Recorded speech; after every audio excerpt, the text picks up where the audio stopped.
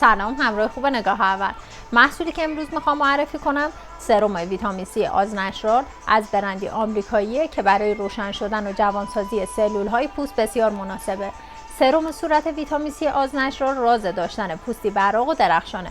با خرید این سرم و اضافه کردن اون به برنامه مراقبت از پوست خودتون یه محصول استثنایی برای محافظت و تغذیه روزانه پوستتون انتخاب کردید، چون که این سرم غنی از ویتامین های مغذی، آنتی اکسیدان، مواد آبرسان و مواد مؤثره بسیار عالی برای بهبود کلی ظاهر پوست، به خصوص برطرف کردن لک‌ها و علائم پیری پوسته.